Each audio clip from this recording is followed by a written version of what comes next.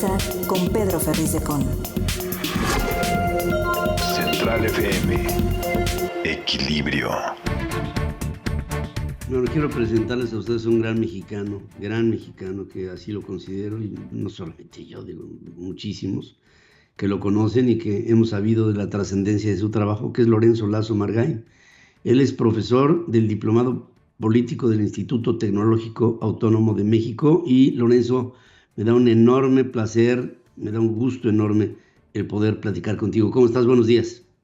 ¿Qué tal, Pedro? Qué gusto saludarte, muy buenos días. Te saludo con mucho cariño y para que nuestro auditorio, para los que se acuerdan, pues había una época en donde empezaban las noticias diciendo buenas noches, Pedro, buenas noches, Guillermo. Ahora el país nos dice buenos días, Lorenzo, buenos días, Pedro. Con esa frase te saludo con mi cariño enorme para ti y para tu familia, mi querido Pedro. Gracias, Lorenzo, querido. Lorenzo, descríbeme, por favor, trata de hacer una radiografía del momento que estamos viviendo a nivel preelectoral en nuestro país. ¿Cómo lo ves? ¿Cómo lo estás observando? Mira, el sistema político mexicano crea cada 6 años este proceso de bipartición del poder, digámoslo en términos eminentemente biológicos. Se concentra todo el poder, y lo dice la Constitución, se deposita el poder ejecutivo en una persona, y ahorita vamos a ver cómo ese poder va a empezar a transitar hacia el sistema de sucesión del partido en el gobierno, y luego la parte correspondiente a la confrontación de esa sucesión del partido en el gobierno con la opción democrática que México pueda construir y llegar hacia las elecciones del primer domingo de junio del año que viene. Este proceso de bipartición del poder, yo creo que como estamos viendo el nivel de concentración del poder político en una persona que no se veía, y perdón lo que voy a decir, pero esta es mi opinión y hay evidencia, no teníamos el nivel de concentración del poder político del país de este nivel desde Díaz Ordaz. Díaz Ordaz fue un presidente quizá el que más concentró el poder en su decisión personal, porque a partir de entonces que viene todo el proceso de recomposición del sistema político mexicano y la búsqueda de unos equilibrios que no tuvieron un presidencialismo tan fuerte, pues Díaz Ordaz quedó como el hombre que tuvo el mayor poder presidencial. Entonces, vale la pena recordar, Pedro, a Cosío Villegas con aquel libro fundamental de el estilo personal de gobernar, y vale la pena recordar las novelas de Luis Espota de Palabras Mayores, El primer día, y lo que vamos a empezar a ver, esa frase espectacular, El gran solitario de Palacio, que es la separación del gabinete que se queda con el proyecto de campaña, la cargada. Y cómo el presidente, una vez que siente que el poder se le va, anda buscando que le den una entrevista, anda buscando que llegue gente a sus eventos para sus inauguraciones, sus cortes de listones, anda buscando un poco quien le aplauda, porque finalmente la transición del poder es hacia el futuro. Y esta es quizá la primera premisa que tenemos que entender.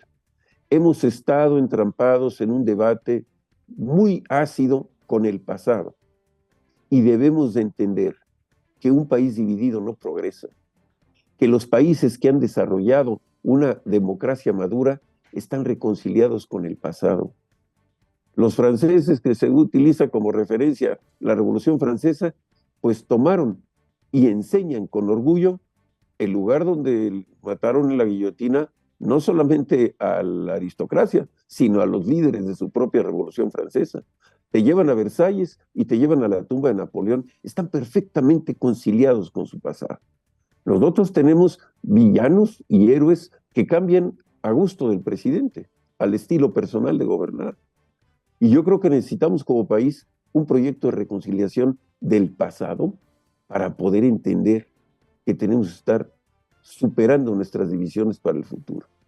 Y te voy a decir una cosa que yo creo que es muy delicada. Tenemos 15 millones de jóvenes que nacieron y van a votar por primera vez, muy pocos, otros por segunda vez, 11 millones votan por segunda vez.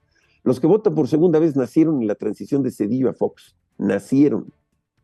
Y los que van a votar por primera vez nacieron en la transición de Fox a Calderón. 15 millones de jóvenes que han oído toda su vida pestes y han visto insultos, ofensas y denostaciones acerca del sistema político mexicano. Y les vamos a pedir que voten, les vamos a pedir que tengan un ideal cuando se les ha envenenado la conciencia con rencores, con una actitud de revancha, de dependencia pasiva del gobierno. Entonces, yo creo que necesitamos repensar México y necesitamos repensarlo de una manera positiva y entusiasta. De ahí que en este momento, pues lo que tú me preguntas, ¿cómo lo veo? No me gusta el nivel de división, la exacerbada confrontación que tenemos y lo que menos me gusta, mi querido Pedro, es el nivel tan bajo del debate, el nivel del insulto, de la ofensa, de la majadería y de la leperada. No porque yo sea mojigato ni mucho menos, sino porque al poder se le respeta, Pedro. Al poder como tal no es un acto de propiedad del individuo, es el reflejo de la autoridad que los ciudadanos depositamos en quien nos gobierna. Y si nos representa a todos, pues para respetar el poder hay que darse a respetar. Y entonces tenemos pues un lenguaje de carpa en la Cámara de Diputados, tenemos un lenguaje de falta de visión de país en las propuestas políticas, en donde lo que vemos es quién insulta a quién y quién dice que el otro está mal. Pero yo no he visto una visión de Estado, yo no he visto una visión de futuro, yo no he visto una convocatoria de país que nos digan, ¿sabes qué? A esta persona, hombre o mujer, le puedo dejar mi casa con las llaves abiertas y dejarle a mis hijos ahí un fin de semana. Y eso es lo que vamos a decidir el próximo domingo de junio del 2024. ¿A quién le vamos a encargar nuestra casa? ¿A quién le vamos a dar la confianza de dar un espacio adecuado para nuestros hijos? Y eso es lo que necesitamos. Ya que se ofendan y se insulten y se digan de cosas, ¿sabes qué? Eso no construye. Y desde mi punto de vista muy personal, la democracia no se construye a mentadas de madre, Pedro. Es tan importante esto que has dicho, que esta participación de la ciudadanía me da la alegría decirlo. Por primera vez veo que al haber llegado hasta donde llegamos, hasta el fondo al que hemos llegado en términos políticos, ahí empieza a ver el interés del ciudadano, empieza a despertarse una necesidad de participar y de no ser solamente un elemento pasivo que pues resulte ser un habitante más sin ser un ciudadano. Entendemos a nuestras libertades como los derechos, pero tendríamos también que hacerlo con nuestras obligaciones. Y una obligación fundamental con el país es responderle al país con nuestro interés y nuestra participación.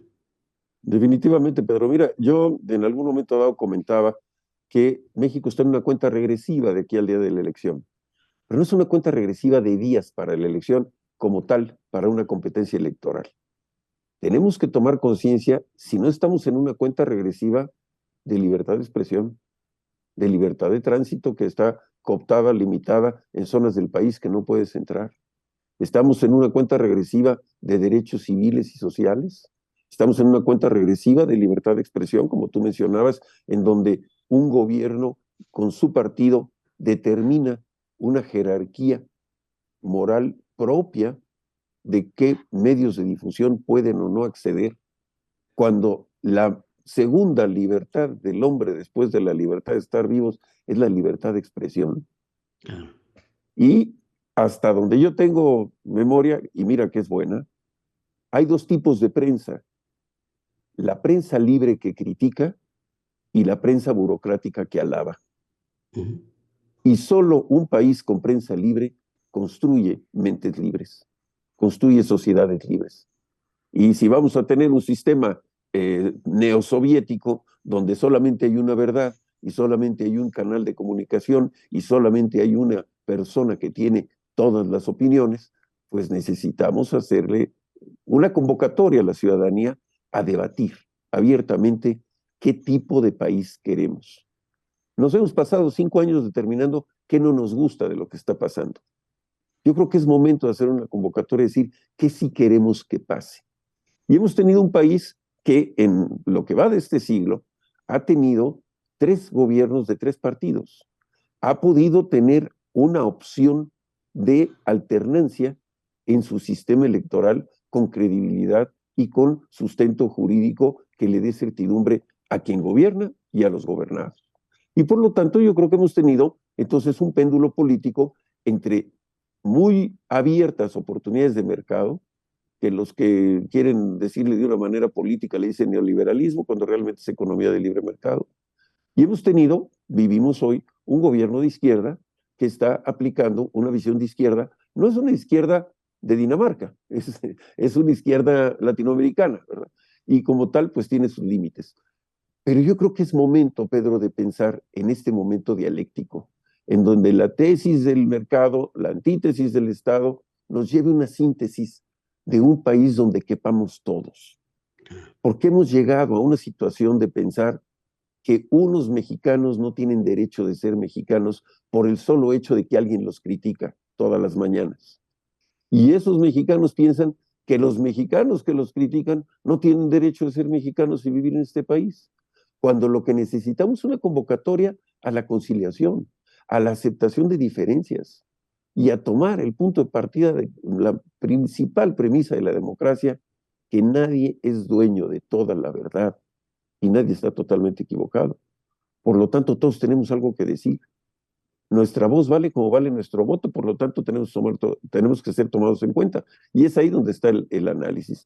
Van a votar 95 millones de personas, ojalá no haya abstencionismo, como lo hemos visto recientemente. O sea, no solamente la lucha electoral va a llevar a los candidatos, hombres y mujeres, a competir entre sí con sus adversarios de otros partidos, sino a compartir con la bulia, con la apatía, con el desinterés, o peor aún, con el miedo. Y yo creo que no podemos tener una sociedad con miedo, mucho menos que le tenga miedo a la libertad y a la democracia. Quiero decirle a mi público, a nuestro público, y quiero decirle a Lorenzo que tu voz hace falta, Lorenzo. Tu voz es una voz razonada, estudiosa, apasionada, respetuosa, ordenada, sistemática, que debe de ser escuchada, y por lo mismo te pido a que, como siempre lo has hecho en tu vida, des un paso hacia adelante en este momento crítico, clave para el país, para que tengamos la oportunidad de escuchar siempre tus reflexiones. Por mi parte, hago el compromiso de hacer muchas veces el buenos días, Lorenzo, buenos días, Pedro. Aquí, si tú me lo permites, lo vamos a repetir. Con todo gusto. Y nada más para dejarle al público una idea. Leamos la Constitución. No está prohibido que el ciudadano lea la Constitución. No vamos a poder tener un país serio de referencia y de debate profundo si no leemos la Constitución. La Constitución no dice que el ciudadano no la puede leer, que nada más los diputados la pueden cambiar y que nada más los gobernantes la pueden violar. No. Hagamos una visión de un país con una gobernabilidad democrática constitucional. El presidente de Colombia, que fue una persona que luchó fuertemente en los procesos de guerrilla y de lucha social, Gustavo Petro, tiene una frase cuando ganó la elección, Pedro, que dice: la ley es el poder de los que no tienen poder. La ley es el poder de los que no tienen poder. Así que, si no tenemos un poder, porque alguien dentro de su capacidad política y su movilización partidista están ampliando de manera metaconstitucional los poderes presidenciales, envolvámonos en el derecho que nos da la ley. Ley que se conoce, se defiende. Y la ley se hizo para aplicación general, no para unos en contra de otros. Entonces, esa sería mi convocatoria, Pedro, y por supuesto, yo estoy totalmente dispuesto a estar levantado en ideas, a estar levantado en propuestas, a estar levantado en una llamada de atención a la sociedad para determinar que podemos corregir el rumbo, que sí hay de otra, que la de otra es mejor, y que quien piensa en problemas es estatua de sal que está viendo al pasado. Vamos a pensar en la solución. Vamos a hacernos partes de la solución. Y, sí, señor, pues, me tienes a tus órdenes y siempre con el gran cariño para ti y para tu familia, mi querido Pedro. Gracias, querido Lorenzo. Desde aquí, toda la familia Ferriz te manda un abrazo. Toda la familia Ferriz, comprendida a todo mi equipo de trabajo. Lorenzo Lazo Margain, un profesor mexicano de larga data, que tiene puntos de vista que todos debemos conocer y compartir en un ámbito de paz y de institucionalidad por el México que todos respetamos. Te abrazo, querido amigo. Un abrazo, Pedro. Saludos a tu público. Y gracias por la invitación. Informar es nuestro compromiso. Opinar nuestra responsabilidad para generar la tuya. Soy tu amigo Pedro Ferriz de Con y desde hace más de 47 años he estado marcando el cambio que México necesita. Mantente en equilibrio en Central FM para que juntos podamos entender todo aquello de lo que te informas. CentralFMEquilibrio.com. Te espero para cambiar a México. Central FM Equilibrio, marcando el cambio que México necesita.